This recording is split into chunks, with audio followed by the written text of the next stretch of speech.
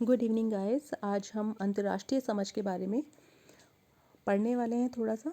तो अंतर्राष्ट्रीय समझ का अर्थ, परिभाषाएं और इसकी आवश्यकता क्यों होती है और इसके शिक्षण के क्या उद्देश्य हैं और सामाजिक अध्ययन की क्या भूमिका है, हम इसके बारे में आज बात करेंगे। तो सबसे पहले हम बात करते हैं कि अंतर्राष्ट्रीय समझ होती क्या है।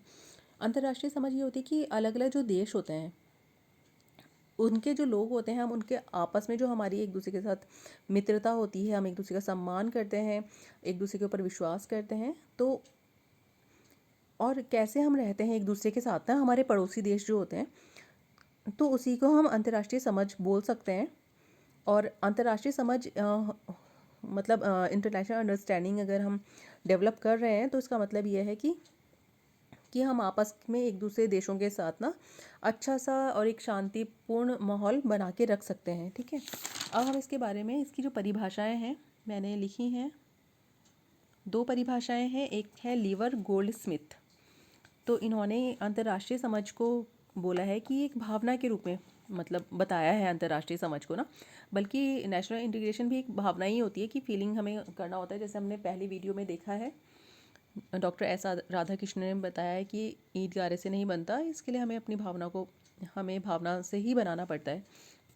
उसी तरह से जो अंतर्राष्ट्रीय समझ है वो गोल्ड स्मिथ ने इसको भावना के रूप में परिभाषित किया है कि व्यक्ति न केवल अपने राज्य का सदस्य बल्कि पूरी दुनिया का सदस्य भी है। मतलब कि हम मतलब पूरे वर्ल्ड के नागरिक भी हैं, अगर हम इसको व्यापक रूप में देखें इसे। तो सेकंड परिभाषा है डॉक्टर आत्मानंद मिश्रा की। अंतर्राष्ट्रीय समझ दुनिया के विभिन्न देशों के बीच मित्रता और सौहार्दता को संदर्भित करती है और इसमें सहयोग भी शामिल है। प्रत्येक व्यक्ति अपनी पहचान और संप्रभुता को हमेशा की तरह बनाए रखता है।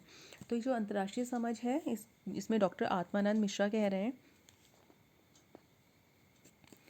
कि ये विभिन्न देशों के बीच मित्रता बनाए रखती है।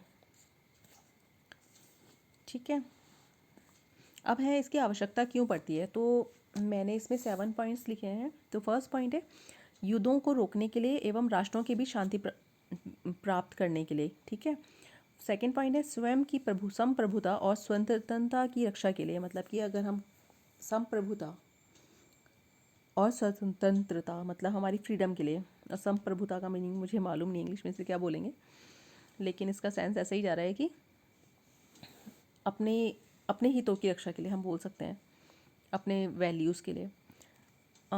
थर्ड है सिद्धांत और व्यवहार में लोकतांत्रिक सिद्धांतों को मजबूत करना। फोर्थ पॉइंट है अविकसित और अविकासशील राष्ट्रों की दुर्दशा को सुधारने के लिए अंतर्राष्ट्रीय समझ होना ज़रूरी है। फिफ्थ पॉइंट है एक सामंजस्यपूर्ण और मैत्रीपूर्ण आधार पर अंतर्राज्यीय संबंधों का संचालन करने के लिए ज़रूरत है इसकी। तेजी से उदारीकरण, निजीकरण और वैश्वीकरण की प्रक्रिया के कारण बढ़ती आर्थिक निर्भरता का एहसास कराने के लिए।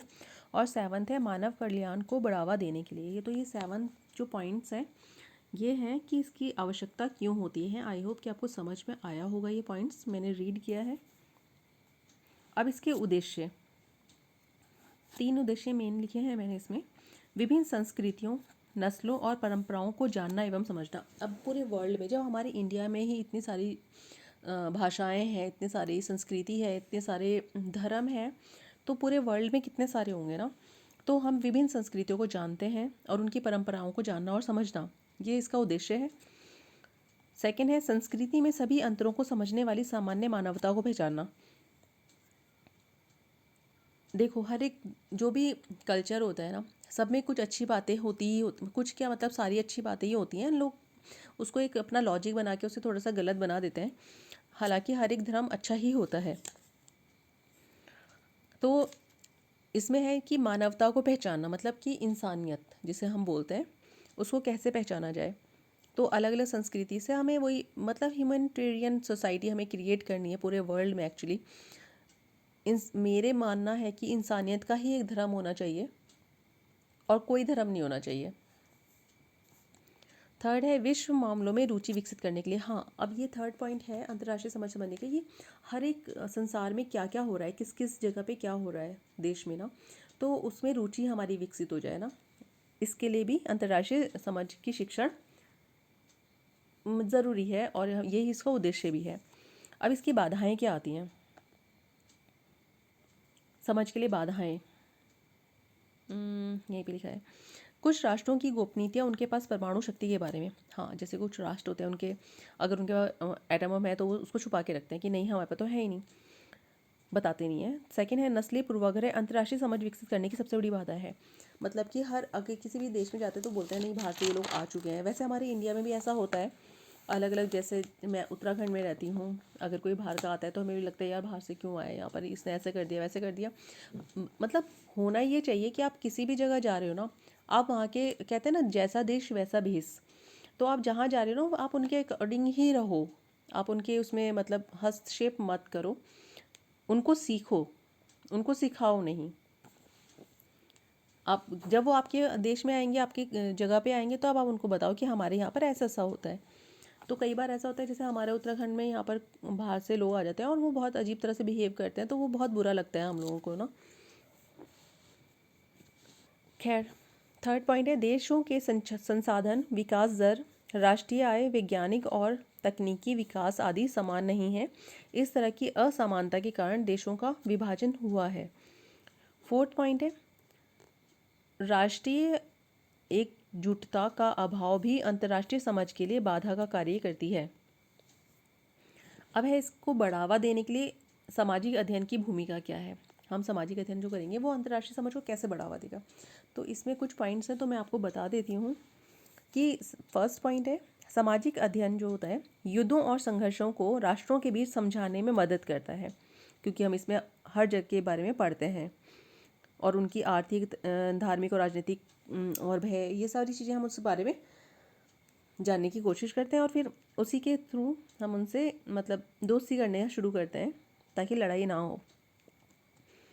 सेकंड है सामाजिक अध्ययन कार्यक्रम वैश्विक परिप्रेक्ष्य विकसित करने में मदद करते हैं। जो सोशल स्टडीज़ के जो प्रोग्राम्स होते हैं ना, ये हमें मतलब पूरे संसार को समझने में हमारा को मदद करते हैं।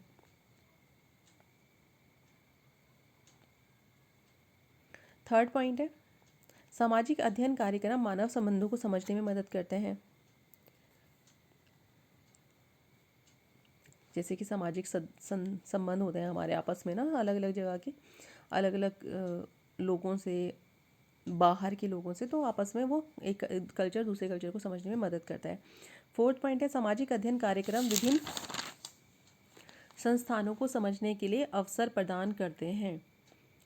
तो अब जो है ये कार्यक्रम जो है, जैसे कि छोटे छोटे बच्चे हैं और उनको सामाजिक, उनको बताते हैं कि हमारी ये परंपरा चली आ रही है, तो वो आगे उसको ट्रांसफ़र करते हैं, फिर वो और बड़े होते हैं फिर और लोगों को भी बताते हैं। तो इस तरह से जब वो एक दूसरे को बताते रहते हैं तो मतलब हाँ, दूसरों को भी मदद मिलती है कि हाँ ये जान रहे हैं ना। तो जो सामाजिक अध्ययन है ना, ये एक प्रकार की शिक्षा प्रदान करना में बहुत मदद करता है, क्योंकि ये समाज का अध्ययन है इसीलिए। तो ये जो यूनिट फर्स्ट है ये यहाँ पे कंप्लीट होती है। आपको मैंने पहले वीडियो में भी बता दिया था कि जो फर्स्ट पॉइंट था वो था सोशल स्टडीज़ का मीनिंग, मतलब कि एम्स, ऑब्जेक्टिव, कॉन्सेप्ट और स्कोप, सोशल स्टडी टीचिंग का ना। और सेकंड पॉइंट था इसका social study as a separate subject in school curriculum and fundamental principle of social study courses, ये इसका सेकंड पॉइंट था। तो अभी ये थर्ड पॉइंट कंप्लीट हो गया है यहाँ पर। अब हम नेक्स्ट जो करने वाले हैं मैं आपको बता देती हूँ। इसके बाद हम यूनिट थर्ड, मतलब फर्स्ट कंप्लीट किया, एक्चुअली मैंने ना आगे पीछे लिखा हुआ है यूनिट्स को ना, तो मैं इसके बाद आपको यूनिट थर्ड के नोट्स देने वाली हूँ। इसमें है पाठ्य पुस्तक यानी कि text book of social studies, इसकी इंपॉर्टेंस, वैल्यू एंड कैरेक्टरिस्टिक्स के बारे में हम बात करने वाले हैं। आई होप आपको ये वीडियो पसंद आया होगा तो लाइक कीजिएगा। Thank you so much.